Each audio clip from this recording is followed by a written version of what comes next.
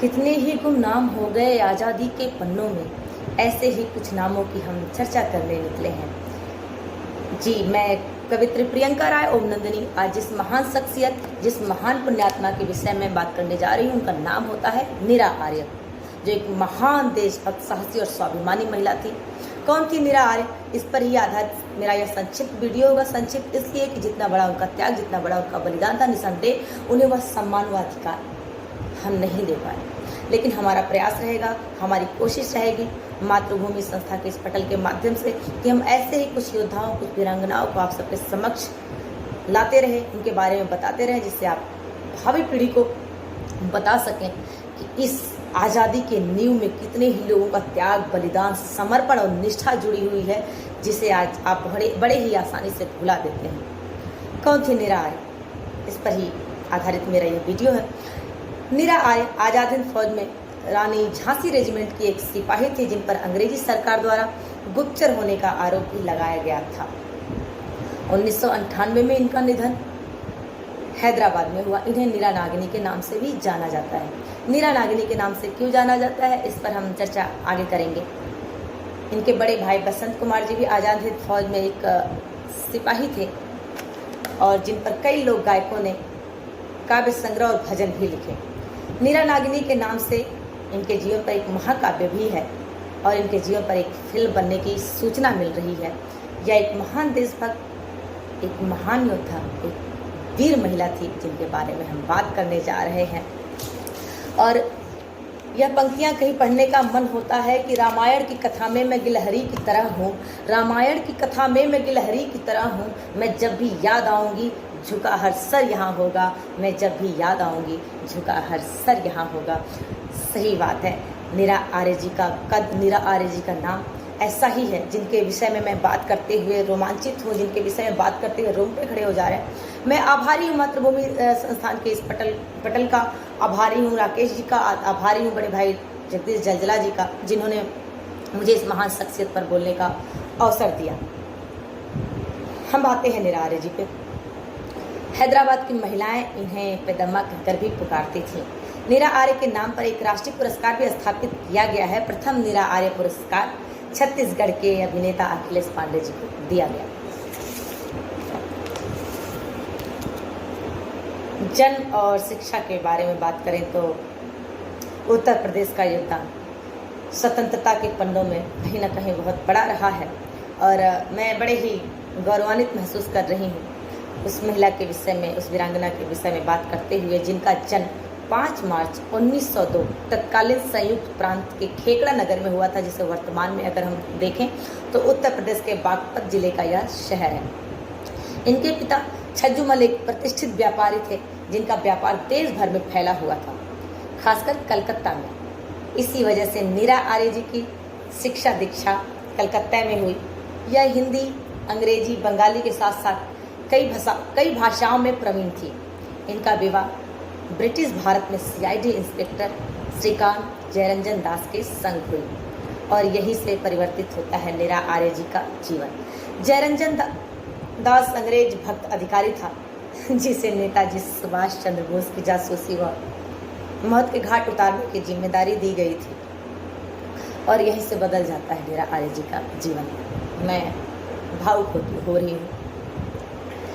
नीरा आर्य ने सुभाष चंद्र बोस जी को बचाने के लिए अपने पति श्रीकांत जयरंजन दास की हत्या कर दी। सुनकर आपको भी आश्चर्य हो रहा होगा, मुझे भी हुआ, पर यह देश ऐसी ही वीरांगनाओं से भरा हुआ है, जिन्होंने देश के लिए अपने और अपनों तक को खो दिया। पन्ना धाय की कहानी हम जानते हैं, और ऐसा ही, उससे ही बड़ा यह एक त्याग नीरा आर्य जी का देखने को मिला, जहाँ पन्ना धाय अपने मातृत्व को बलिदान कर देती है, वहीं नीरा आर्य अपने सुहाग को अपने ही हाथों मिटा देती है। यह सुनने में कई बार लग रहा है कि कैसे कर सकती है कोई महिला, पर जब महिला देशभक्त हो और जब बात देश की आए तो देश से बड़ा कोई नहीं होता। हम ऋणी हैं नीरा आर्य के इस त्याग का, इस बलिदान का। श्रीकांत जयरंजन दास की हत्या कर दी। जयरंजन दास ने नेताजी को मारने के लिए गोलियां चलाई थी, जो संयोग बस कहिए या नेताजी का उनके लोगों नेताजी के प्रति उनके लोगों की निष्ठा कहिए कि वह गोली उनके ड्राइवर को जा लगी, लेकिन इस दौरान नीरा आर्य जी ने अपने पति के पेट में संगीन भोंककर उसे परलोक पहुंचा दिया था।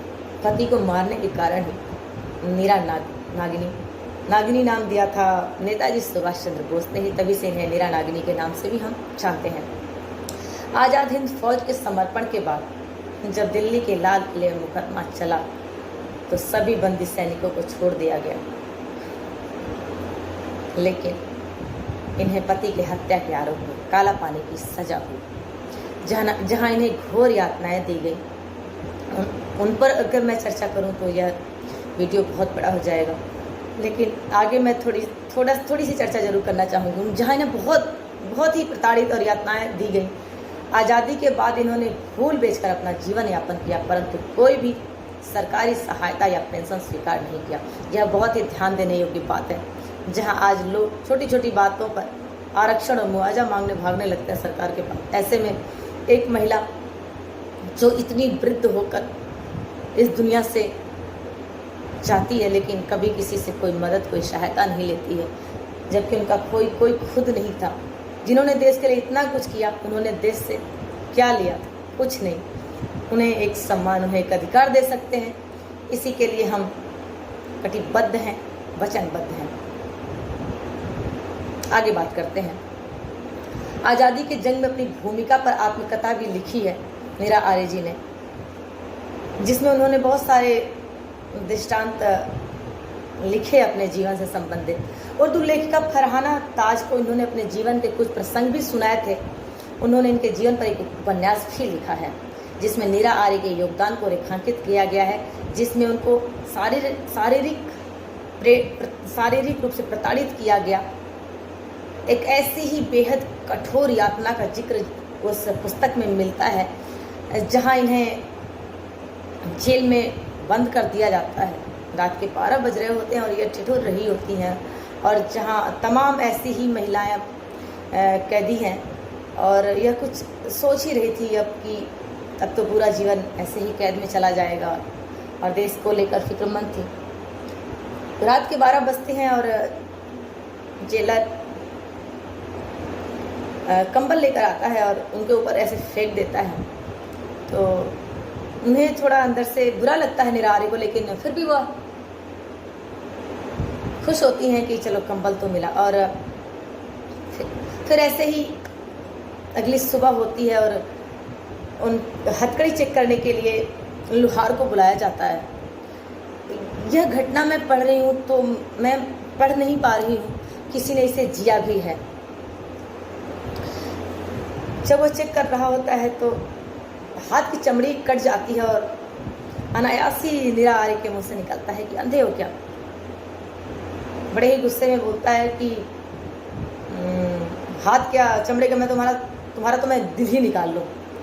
और पैर के हड्डियों पर मार मार कर चेक करता है कि कितना मजबूत, और उन्हें बहुत दर्द होता है। और उसे नेताजी के विषय में जानने का प्रयास करते हैं, जहाँ वो बोलते हैं कि नेताजी एक हवाई दुर्घटना में चल बसे, जैसा कि आप सब जानते हैं। उन्हें बहुत मारा जाता है, बहुत प्रताड़ित किया जाता है, यह कहकर कि तुम्हें सब पता है, तुम झूठ बोल रही हो। सब इतनी यातनाओं के बाद भी उस महिला ने नेताजी सुभाष चंद्र बोस के विषय में कुछ नहीं बताया। ऐसी ही महिलाओं की हम पीढ़ी हैं, हमें उनका सम्मान, उनका आदर सदैव रखना चाहिए।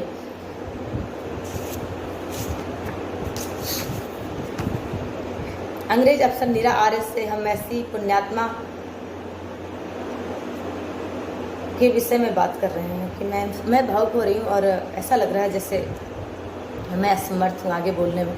ऐसी ही पुण्यात्मा, पराक्रमी, पवित्र हृदय नीरा आर्य जी को हम सत सत प्रणाम करते हैं, सत सत नमन करते हैं।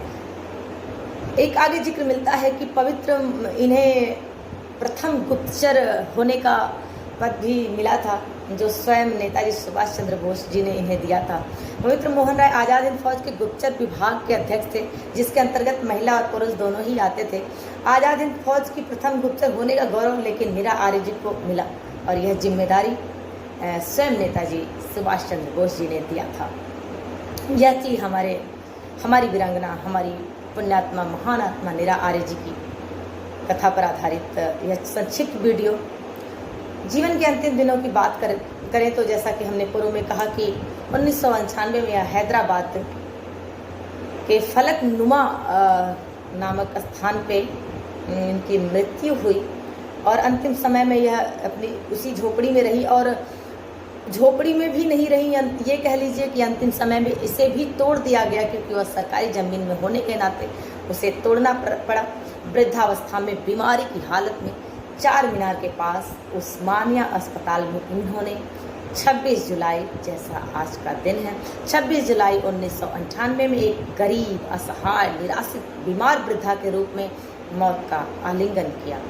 एक रिपोर्टर ने अपने साथियों के संग इनका अंतिम संस्कार किया। हम इस महान पुण्यात्मा, महान शख्सियत नीरा आर्य जी को नमन करते हैं। हम ऋणी हैं उनके त्याग, उनके बलिदान का। इतिहास ऋणी है उनके त्याग, उनके बलिदान का। हम समस्त भारतवासी उनको नमन करते हैं, उनको सदवंदन करते हैं। मैं एक छोटा सा गीत पढ़ के आप सबके मध्य, जैसा कि मैं एक कवित्री हूँ और यह मेरा एक कवि धर्म भी है और मैं उनके सम्मान में भी कुछ पढ़ना चाहूँगी।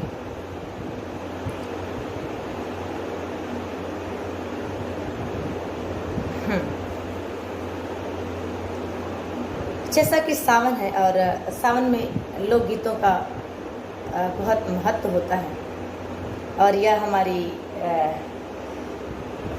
अपनी माटी की सुगंध है इस गीत में, तो आप सबको सुनकर अच्छा लगेगा, सुनेगा। मैं तमाम ऐसी ही महान वीरांगनाओं को समर्पित करती हूँ यह गीत। आने वाली महान भावी पीढ़ियों को भी समर्पित करती हूँ कि ऐसे ही ओज, पराक्रम और शौर्य का परिचय देते रहें और देश की उन्नति में अपना योगदान देते रहें। सुनिएगा।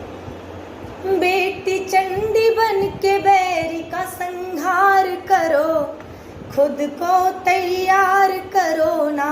बेटी चंडी बन के बैरी का संहार करो, खुद को तैयार करो ना।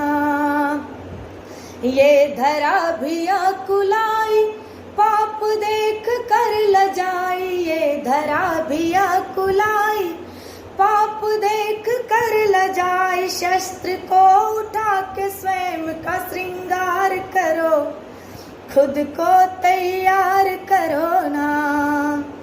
जो केश द्रौपदी ने खोले, सारी सृष्टि फिर तो डोले। केश द्रौपदी ने खोले, सारी सृष्टि फिर तो डोले।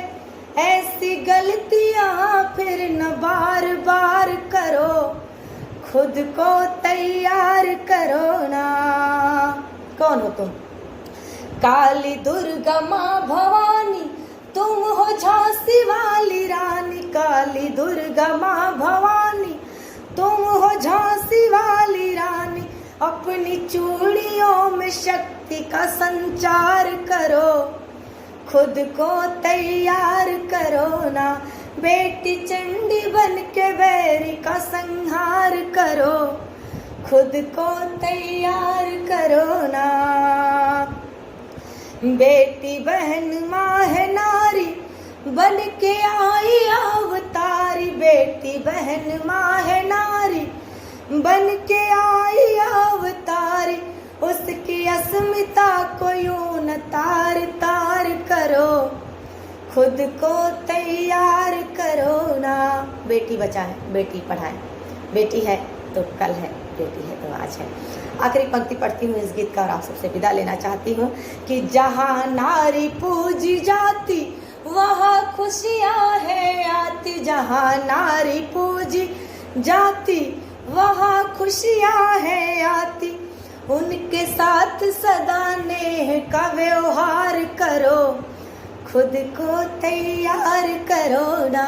बेटी चंडी बन के बैरी का संहार करो, खुद को तैयार करो ना। जय हिंद, वंदे मातरम, जय श्री राम।